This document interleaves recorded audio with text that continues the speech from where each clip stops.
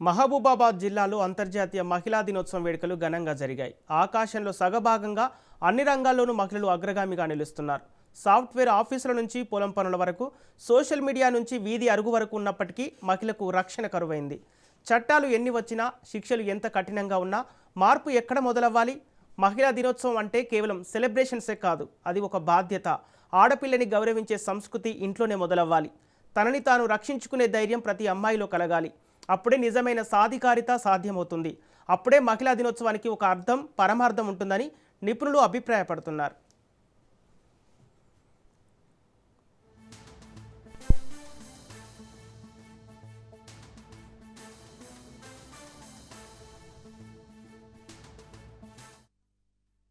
నా పేరు నిరోష, మాది కొత్తగూడెం.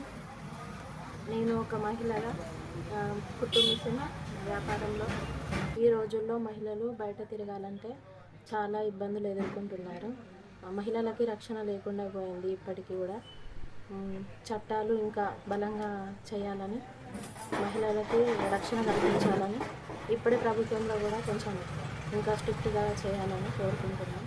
బి పద్మావతి దేవి, నాయర్ తహసీల్దార్, కొత్తగూడ.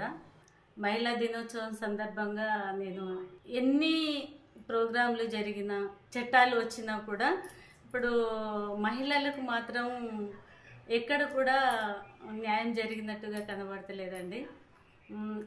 ఎన్ని ఉన్నత చదువులు చదివినా, ఎన్ని ఉన్నత పదవులు వచ్చినా కూడా స్వేచ్ఛ అనేది లేకుండా పోతుందని అనుకుంటున్నా.